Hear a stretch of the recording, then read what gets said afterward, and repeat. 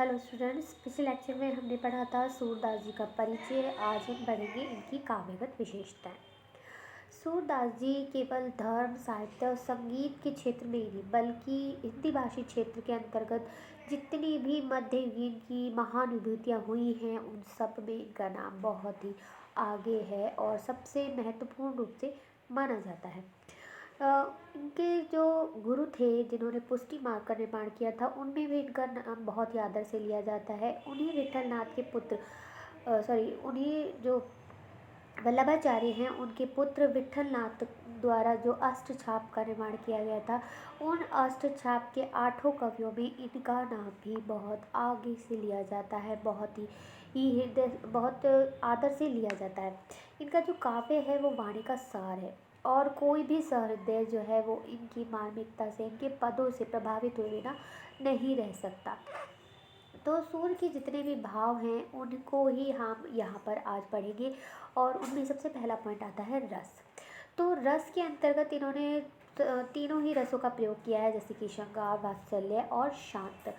और इसमें सबसे पहले है श्रृंगार रस। श्रृंगार रस के अंतर्गत संयोग और वियोग दोनों ही पक्षों को इन्होंने अपने काव्य में अभिव्यक्त किया है, जिसका वर्णन रास नृत्यों में देखा जा सकता है, गोपियों के साथ इनके संवाद में देखा जा सकता है।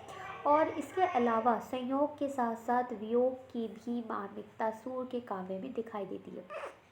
उन्होंने जितने भी वियोग के जो चित्र खींचे हैं वो बहुत ही ज़्यादा मार्मिक हैं, जैसे कि कृष्ण का मथुरा गमन, गोपियों का विरह और माता यशोदा का विरह। जो भी मार्मिक वृतांत आए हैं इनके काव्य में, उनमें उनका चित्र खींचने में ये पूरी तरह से सफल हुए हैं। इसके बाद जो रस आता है वो है वात्सल्य। सूर के वात्सल्य वर्णन की श्रेष्ठता के विषय में इतना ही कहना पर्याप्त है कि वह वात्सल्य का कोना कोना झाँकाए हैं। अर्थात वात्सल्य रस के अंतर्गत जिस भी स्थिति का वर्णन किया जा सकता है, हर एक स्थिति का वर्णन सूर ने अपनी बंद आँखों से किया है। उन्होंने उनके काव्य को पढ़कर ऐसा कहीं भी नहीं पता चलता कि उनकी उनकी वो दृष्टि बाधित थे, उन्हें दिखाई नहीं देता था।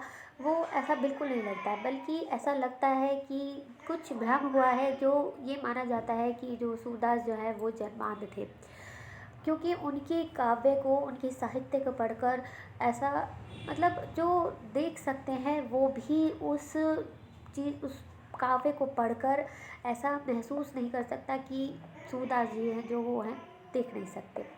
जिसमें कि जैसे कि यशोदा द्वारा कृष्ण को पालने में झुलाना हो, कृष्ण का घुटनों के बल चलना हो, चंद्र रूपी खिलौनों के लिए माता से हट करना है, या कृष्ण के मथुरा गमन के पश्चात यशोदा का कृष्ण वियोग की पीड़ा में डूब जाना, ये सब चीज़ें जो हैं वो सूरदास के वात्सल्य वर्णन को मर्मस्पर्शी उदाहरण दिखाते हैं। उनके काव्य की प्रतिभा को दिखाते हैं। इसके बाद आता है शांत रस। सूरदास की भक्ति विषयक वर्णन जो है वो शांत रस के उदाहरण है। जैसे कि निर्गुण ब्रह्म की साधना को अगम्य कहकर सूर जो है वो सगुण भक्ति की महत्ता को प्रतिपादित करते हैं। उन्होंने ये दिखाया है कि जो कि उन्होंने अपने भ्रमर गीत में दिखाया है, उन्होंने बताया है कि जो निर्गुण ब्रह्म है उसकी साधना बहुत ही कठिन है और ये सबके लिए साध्य नहीं है। उन्होंने भ्रमर गीत में गोपियों के माध्यम से उद्धव के निर्गुण ब्रह्म का खंडन करके सगुण भक्ति की जो महत्ता जो को प्रतिपादित किया है वो दर्शनीय है, वो बहुत ज़्यादा प्रभावित करने वाली है। फिर आता है भक्ति भावना। सूरदास को पुष्टि मार्ग का जहाज कहा गया। पुष्टि मार्ग जो कि उनके गुरु वल्लभाचार्य ने दिया था, ये एक तरीके से भक्ति का एक कहना चाहिए कि एक धारा है, एक विचारधारा है जो उनके गुरु ने दी थी, यानी कि वल्लभाचार्य ने दी थी। इसी जो विचारधारा है इसके पुष्टि मार्ग के जहाज के तौर पर इन्हें जाना जाता है। पुष्टि मार्ग का मतलब है, पुष्टि का मतलब होता है भगवान की कृपा। तो यहाँ पर पुष्टि मार्ग में भगवत अनुग्रह का ही महत्वपूर्ण स्थान है, यानी कि भगवान की कृपा को ही सबसे ज़्यादा इम्पोर्टेंट, सबसे ज़्यादा महत्वपूर्ण माना गया है। सूरदास के काव्य में उन्होंने जितनी भी भक्ति हो सकती है, जैसे कि नवधा भक्ति कहा जाता है, नव भक्ति के रूप कहे जाते हैं, तो नवधा भक्ति के अंतर्गत उन्होंने सभी भक्ति का रूप दिखाया है, लेकिन मुख्य रूप से जो उनकी भक्ति मानी जाती है वो साख्य भाव की मानी जाती है, यानी कि मित्र भाव की मानी जाती है। सूरदास ने कृष्ण को मित्र मानकर उनकी भक्ति की है और उसी की भक्ति के रूप में उन्होंने अपने काव्य को दिखाया है।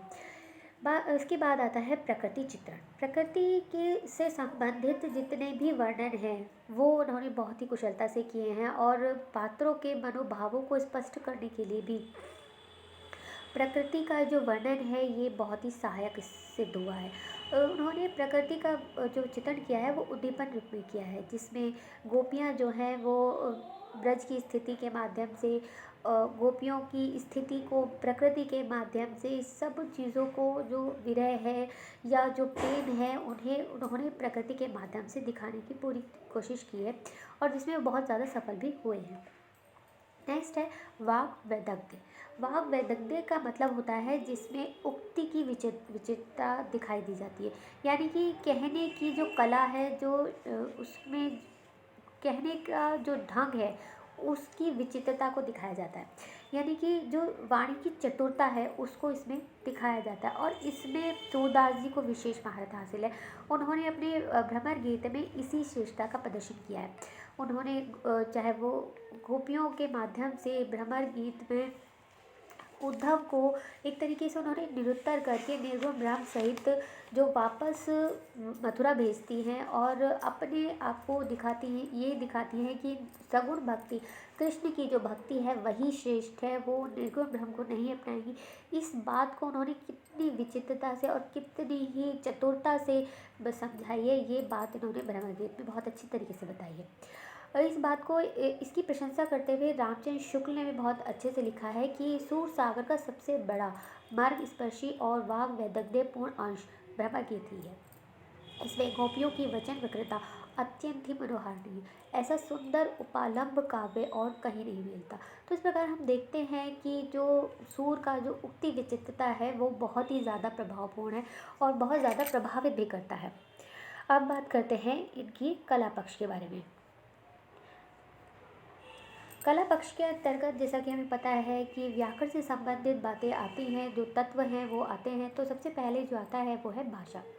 काव्य में भाषा का तो महत्वपूर्ण स्थान होता है, क्योंकि भाव पक्षी सबलता और सुंदरता जो है वो भाषा पर निर्भर करती है।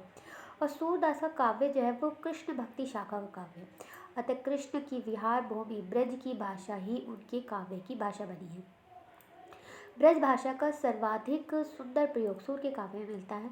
कोमल कांत पदावली, भावों के अनुरूप शब्द योजना, प्रभावात्मकता एवं सजीवता आदि सभी दृष्टियों में सूरदास की भाषा जो है वो अनुपम है। इसी विषय में प्रभु दयाल जो है वो लिखते हैं कि संस्कृत साहित्य में जो स्थान कवि वाल्मीकि का है, ब्रज भाषा साहित्य में वही स्थान सूरदास को दिया जा सकता है। ब्रज भाषा साहित्य के प्रारंभिक काल में ही सूरदास ने अपनी विलक्षण प्रतिभा द्वारा जैसे सर्वांगपूर्ण काव्य को उपस्थित किया है, वैसा कई शताब्दियों के साहित्यिक विकास के उपरांत भी कोई कवि नहीं कर सका है। तो इस प्रकार हम देखते हैं कि भाषा में जो उनकी विशेषता है वो सरसता है बहुत ज़्यादा, और साथ ही तद्भव तत्सम ग्रामीण अनुकरणात्मक पंजाबी, फारसी, अरबी और खड़ी बोली के शब्दों का भी उन्होंने प्रचुर मात्रा में प्रयोग किया है। बात करते हैं शब्द शक्तियों के बारे में। तो सूरदास ने तीनों ही शब्द शक्तियों का प्रयोग अपने काव्य में किया है, लेकिन सबसे ज़्यादा जिस का प्रयोग किया है वो है लक्षणा। लक्षणा शब्द शक्ति का सौंदर्य उनके काव्य में दर्शनीय है। बहुत ही सूक्ष्मता के साथ उन्होंने इसका प्रयोग किया है। साथ ही व्यंजना शब्द शक्ति का प्रयोग भी गहन आराधिका मुरली के प्रत्युत्तर में मिलता है और इसका इन्होंने बहुत ही गहनता से ये वर्णन किया है। अब बात करते हैं शैली। तो सूरदास ने अपने पूर्ववर्ती कवियों का अनुकरण किया है और उसके अंतर्गत उन्होंने गीति शैली का वर्णन किया है, अपनाया है। यानी कि गीति शैली का मतलब होता है जिसमें पदों को या काव्य को गाया जा सकता है, उसे हम गीति शैली कहते हैं।